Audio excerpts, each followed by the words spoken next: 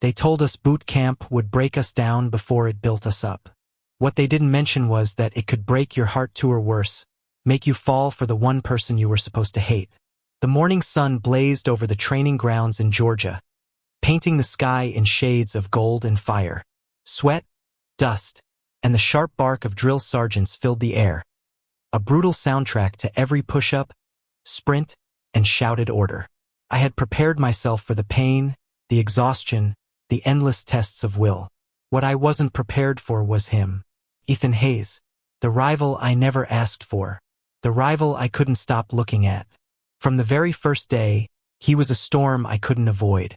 The kind of guy who could run 5 miles and barely break a sweat, who always had the right answer, the right move, the perfect timing. His presence was like a constant reminder that no matter how hard I pushed, someone was always one step ahead. And God, did he make sure I knew it. "Pick up the pace, rookie," he muttered under his breath during a grueling obstacle course, his smirk cutting sharper than the summer heat. I wanted to hate him. Really, I did. But hatred doesn't make your chest tighten when his hand brushes yours. Hatred doesn't make you notice the way the sunset catches in his eyes when he's laughing with the others. Hatred doesn't keep you awake at night, replaying every damn word he said. No, hatred was easy. What I felt for Ethan was anything but. The camp was relentless, and every day was a war not just against my own limits but against him. Team drills forced us together, shoulder to shoulder, breaths ragged, bodies colliding. Every mistake I made seemed to echo louder next to his flawless execution. Every victory he had felt like a personal loss. And yet, in the rare quiet moments, when the world wasn't watching, I caught glimpses of someone else beneath the arrogance. Like the night we got stuck on guard duty together. The camp was silent, the only sounds the crickets and the faint hum of distant machinery. He leaned back against the fence, his profile outlined by the moonlight. For the first time, he wasn't my rival. He was just a boy, barely older than me, with shadows in his eyes. "You ever think about what comes after all this?" he asked, his voice low, almost uncertain. I hesitated. "You mean, after training, after everything, war, duty, the shit they'll send us into?" His jaw clenched, and for a moment the mask cracked. I wanted to reach out then, to touch his hand, to tell him he wasn't alone. But I didn't, because in that world, touching another man like that wasn't just dangerous, it was forbidden. Still, the distance between us felt thinner that night. Dangerous. Electric. Days turned into weeks. The rivalry grew sharper, but so did the pull between us. A shove during training lingered into a brush of fingers. A sneer twisted into a half-smile when no one was looking. It was madness, the kind that burned hotter the more we tried to fight it. But in the military, weakness gets you killed. And love? Love wasn't just weakness. It was a liability. The first time it happened, it was almost an accident. A storm had rolled in, drenching the camp in sheets of rain. Training was canceled, and we were stuck in the barracks, crowded, restless, half-dressed. I caught Ethan's eyes across the room, and something in me snapped. Maybe it was the thunder shaking the walls, maybe it was the weeks of pent-up frustration, maybe it was just him. I cornered him in the supply room, the air thick with dust and rain-soaked sweat. "You think you're better than everyone," I hissed, my chest heaving. He smirked, stepping closer. "Maybe I am. I should have punched him. I should have walked away. But instead, my hand grabbed his shirt, pulling him against me. His lips crashed into mine like the storm outside, wild, angry, desperate. For one terrifying, beautiful moment, the world disappeared. There was only him, and the heat of his mouth, and the truth I could no longer deny. We pulled apart, gasping, eyes wide with the weight of what we'd just done. "This is a mistake," I whispered, even though every nerve in my body screamed otherwise. "Then let's make it again," he murmured, and for the first time, I saw fear in his eyes, not of me, not of the training, but of the feelings neither of us could control. That was the beginning of the real war. Not the one with rifles and drills, but the one inside us. Every touch was a risk. Every glance a secret. Every stolen moment a reminder that we were playing with fire, and sooner or later someone would get burned. But tell me, how do you stop a storm once it started? If the kiss in the supply room had been a mistake, it was the kind of mistake that rewrote every damn rule I thought I knew. We didn't talk about it the next morning. Not during the run at dawn. Not while Sergeant Miller barked orders so loud the air seemed to shake. Not while we stumbled through obstacle courses until our arms and legs screamed. We didn't talk about it, but we didn't forget it either. I knew it the moment Ethan brushed past me in the mess hall, his shoulder pressing into mine just a second too long. I knew it when I caught him staring across the barracks, his jaw tight, like he was daring me to say something. But the military didn't give you room to feel. You stuffed everything down, locked it away, and prayed no one noticed. And yet, the harder I tried to bury it, the more it clawed its way to the surface. The pressure at boot camp wasn't just physical. It was psychological. They broke you down, tested your limits, then shoved you into situations designed to tear apart every shred of ego and pride. For me, that meant being paired with Ethan. Again. And again. One afternoon, we were assigned to a two-man exercise, carrying a 50-pound sandbag across a mile of rugged terrain, switching off whenever one of us couldn't take it anymore. It wasn't about strength, it was about trust, about teamwork. The drill sergeant's voice was sharp as a blade. You live or die based on the man beside you. He fails, you fail. He succeeds, you succeed. You don't get to choose your brother in arms. You just learn to survive with him. The weight hit my shoulders first, crushing down, my muscles straining under the burden.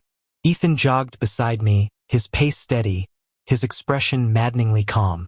You're slowing down, he muttered after 5 minutes. Shut up, I snapped, sweat dripping into my eyes. He smirked, and for a second I wanted to throw the sandbag at his perfect face. But then his hand brushed mine, not enough for anyone to notice, but enough for me to feel it. That tiny contact sent fire racing through me, a reminder that beneath the rivalry, beneath the anger, something else was burning. When he took the sandbag from me, his arm brushed against mine, lingering a moment too long. See? You need me. I wanted to tell him I didn't. I wanted to tell him I'd rather die than admit it. But my lungs were burning, and all I could do was keep running beside him. By the time we crossed the finish line, collapsing into the dirt, Ethan rolled onto his back, laughing. I stared at him, his chest heaving, his smile careless, and hated how much I wanted him right then, dust and sweat and all. But boot camp had a way of stripping moments down to their rawest form. That night, lying on the thin mattress in the barracks, surrounded by the snores and murmurs of 50 other exhausted recruits, I couldn't sleep. Every time I closed my eyes, I was back in the supply room, back in the storm, back in the kiss that had changed everything. I thought I was the only one awake until I saw Ethan, 2 bunks over, watching me. His eyes glowed faintly in the darkness, unreadable, steady. For a long moment, neither of us moved. Then he gave the tiniest nod, a signal I couldn't ignore. Quietly, I slipped out of bed, careful not to wake anyone. He followed, and we found ourselves outside under the stars, the night air cool against our skin. We didn't speak at first. The silence was heavy, but not empty. It was filled with everything we couldn't say. Finally, he broke it. That thing in the supply room, he said softly, his voice rough. I haven't been able to stop thinking about it. My chest tightened. You think I have? He stepped closer, close enough that I could see the shadows under his eyes, the tension in his jaw. This is dangerous. We can't. But I cut him off, grabbing his shirt and pulling him in. The kiss this time wasn't angry. It wasn't desperate. It was something else, something fragile, something real. His hands came up, gripping my arms, steadying me, holding me like he was afraid I'd disappear. When we pulled apart, his forehead rested against mine. We're gonna get caught, he whispered. Then let's be careful, I whispered back. Careful. What a joke. The more we tried to hide, the more reckless it felt. A hand brushing against mine during drills. A stolen glance across the mess hall. a whisper in the dark when no one was listening. It was like trying to bottle a wildfire. The harder we tried, the more it consumed us.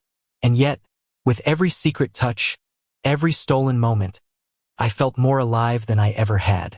Boot camp was supposed to teach me discipline, resilience, obedience. But what it really taught me was how much I needed Ethan Hayes. Of course, nothing stays secret forever. It happened during a night exercise. We were paired again, crawling through the mud under barbed wire, rifles strapped to our backs, the rain pounding down so hard it blurred everything. My knee slipped, pain shooting up my leg, and I cursed under my breath. Ethan was there in a second, pulling me forward, keeping me moving. "You're fine," he said through the rain. "Keep going." But I wasn't fine. My knee was on fire, every crawl a fresh agony. By the time we made it through, I collapsed into the mud, clutching my leg. Ethan dropped beside me, his hands on my shoulders, panic flashing in his eyes. "Hey, look at me. You're okay. Just breathe." The way he touched Might wasn't how a rival touched you. It wasn't even how a friend touched you. It was more. Too much. And of course, that's when Sergeant Miller's voice cut through the rain. "Hayes, Collins, get your asses up." We scrambled to our feet, but the look in Miller's eyes made my stomach drop. He hadn't missed it. The way Ethan held me, the way I leaned into him, the kind of closeness that wasn't supposed to exist here. He didn't say anything then, just glared, his jaw tight, and ordered us back to the barracks. But I knew something had shifted, and in the military, suspicion was enough to destroy you. That night, Ethan found me again. His face was tight, his voice low. "We can't slip like that again." He saw. "I know," I whispered, but knowing didn't stop me from wanting him.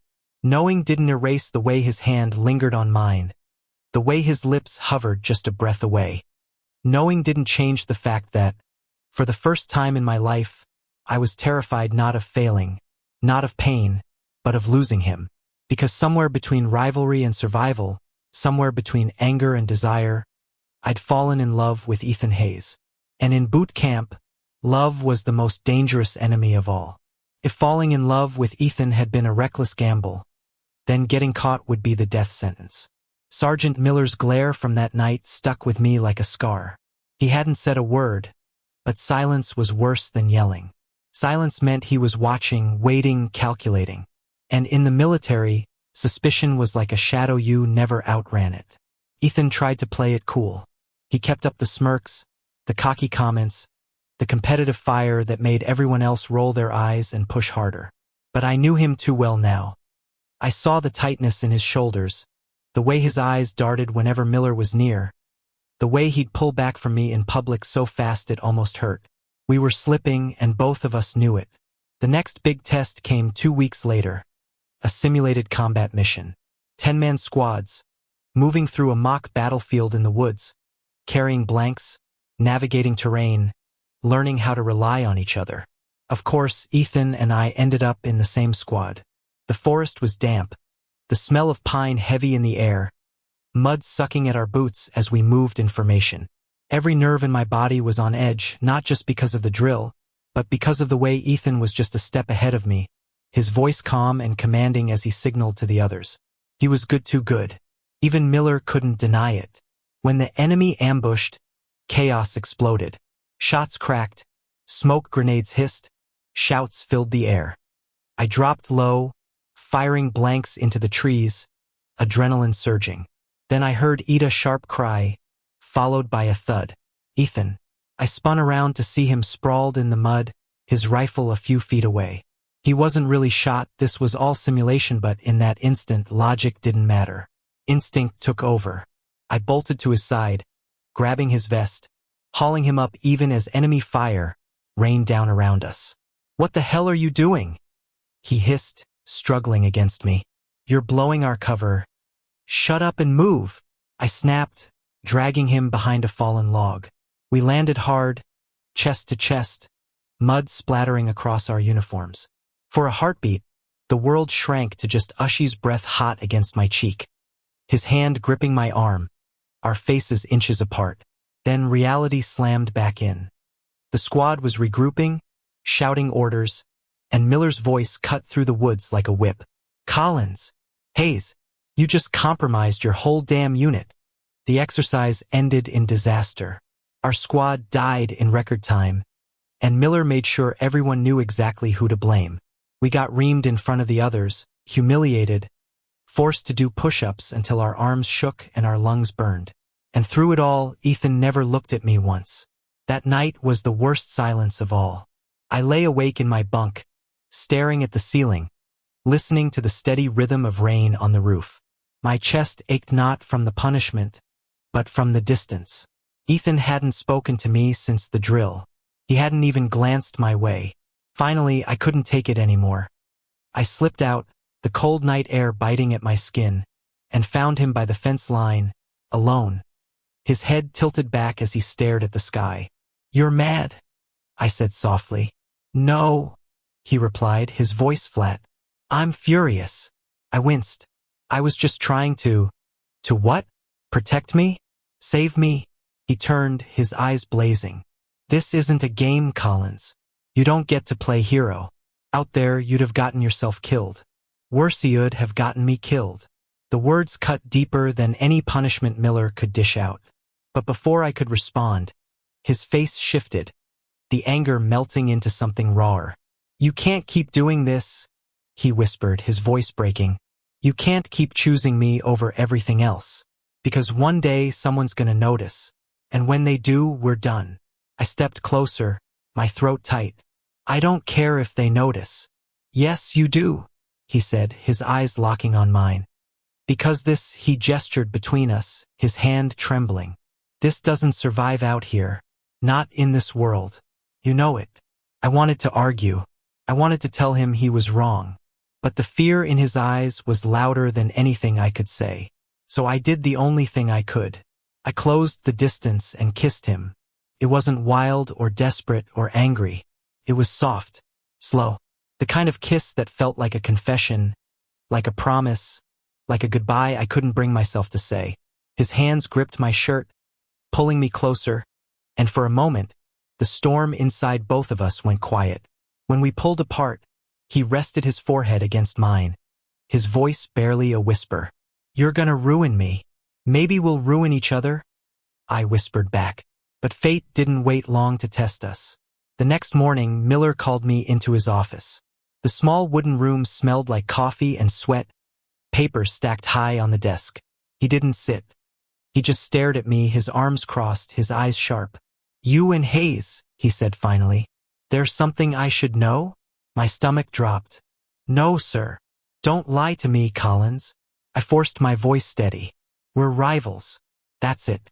You've seen it yourself." He studied me for what felt like forever, his gaze drilling into me, peeling away layers I didn't even know I had. Finally, he leaned in, his voice low and hard. "This isn't high school. This isn't a goddamn soap opera. Out here, emotions get men killed.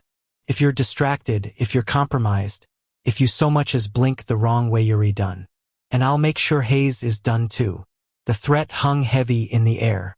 I clenched my fists, nails biting into my palms, but I didn't say a word, because what could I say?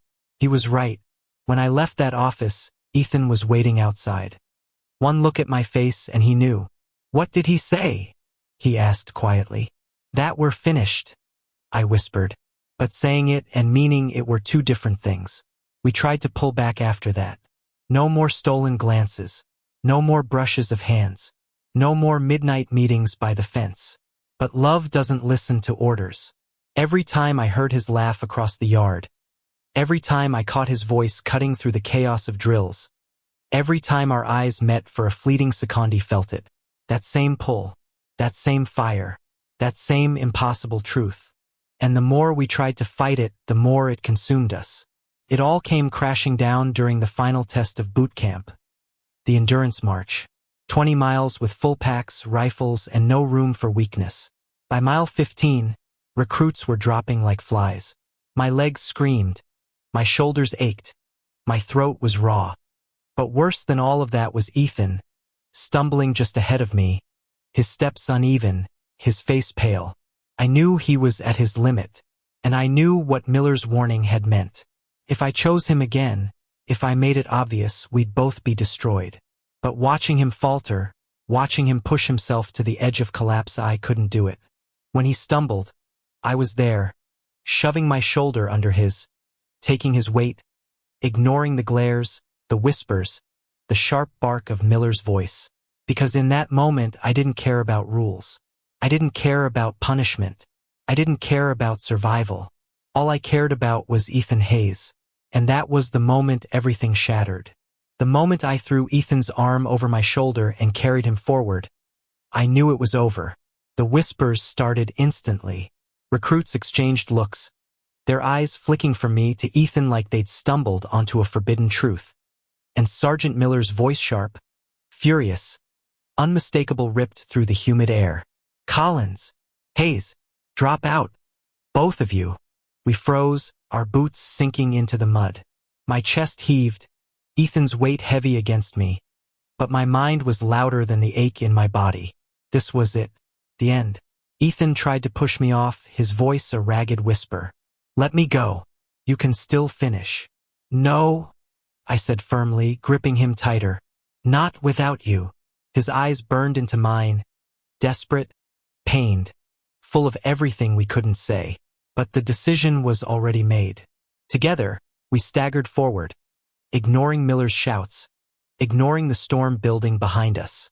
We crossed that finish line side by side, broken, bruised, but unyielding. The silence that followed was worse than any punishment. Later, in the barracks, the tension was suffocating. The others avoided us, their glances sharp, curious, suspicious. Ethan sat on the edge of his bunk, his hands gripping the frame so hard his knuckles turned white. I sat across from him, my chest tight, waiting for him to speak. Finally, he did. "You shouldn't have done that," he said softly. "I couldn't let you fall," I replied. His laugh was bitter, hollow. "You just made everything worse." Maybe he was right. Maybe I had ruined us both. But staring at him, at the boy who had been my rival, my enemy, my storm, and now, somehow, my everything, I couldn't regret it. "We'll figure it out," I said, though my voice shook. He lifted his head, his eyes wet but steady. "You still don't get it. This place, it's built to break people like us, to erase us, to make sure we never exist." "Then let's exist anyway," I whispered. For a long moment he just looked at me, and then, for the first time since that night by the fence, he smiled. A small, fragile smile, but real. We didn't get expelled. I don't know why. Maybe Miller didn't have enough proof. Maybe he wanted to see if we'd break ourselves without his help. Maybe, deep down, he saw something in us he couldn't destroy. Whatever the reason, we were allowed to stay. But the punishment was clear. We were separated. Different squads, different assignments, barely a chance to see each other. It was torture, a slow starvation of the soul. And yet, somehow, it made us stronger. Because every fleeting moment became a treasure. Every accidental brush of hands, every glance across the yard, every word whispered in passage, it all meant something. It all kept us alive. I learned to read him in ways no one else could. The set of his jaw meant he was holding back laughter. The flicker in his eyes meant he was thinking about me. The smallest curve of his lips meant he was remembering the night we kissed in the rain. We built a language no one else could hear. And in that language we said everything. Graduation day came at last. Families crowded the field, flags waved in the wind, and the air buzzed with pride and relief. We stood in formation, crisp uniforms, boots polished, rifles gleaming. The months of sweat, blood, and secrets had led to this moment. I should have been thinking about my future, about the weight of the oath we were about to take. But all I could think about was Ethan just 2 rows ahead, his shoulders squared, his face unreadable. When the ceremony ended and the crowd erupted, I searched for him through the chaos. My family found me first, wrapping me in hugs, showering me with praise. I smiled, laughed, tried to be present, but my eyes never stopped searching. Finally, I saw him. He was alone, standing by the fence line, away from the noise, his cap tucked under his arm. For a second, I thought about running to him, about throwing caution to the wind and telling the whole world. But then he looked up, and our eyes met, and I realized we didn't need the whole world. I slipped away from the crowd, weaving through families and recruits until I reached him. We didn't touch, not here, not now. But the look we shared was enough. "You made it," he said quietly. "So did you," I replied. For a long moment we just stood there, the noise of the celebration fading into the background. And in that quiet, I knew the truth. This wasn't the end of our story. It was the beginning. Months later, we found ourselves stationed together at a base in California. Different units, different routines, but close enough. Close enough that late at night, when the world was sleeping, we could find each other. It wasn't easy. It never would be. The rules were still there, the risks still real. But love has a way of surviving where nothing else can. We learned to live in the in-betweens, to steal moments in the dark, to hold each other when no one was watching, to speak in that secret language only we understood. And sometimes, when the fear threatened to swallow us, when the weight of the world felt too heavy, we'd remember boot camp. The mud, the rain, the fire, the rivalry that turned into something we couldn't explain. "I hated you at first," I confessed one night, my head resting on his chest. "I hated you more," he said with a grin, kissing the top of my hair. And maybe that was the beauty of it. That two boys, forged in rivalry, broken by rules, bound by something bigger than either of them, had found a way to love anyway. Not in spite of the world, but defiantly, bravely because of it. Love in the military wasn't supposed to happen, but it did. And for Ethan Hayes and me, that was enough. The world could take its rules, its punishments, its silence. We had each other. And in the end, that was all we ever needed. Thank you for listening. If you find it interesting, please like and subscribe to follow the next stories.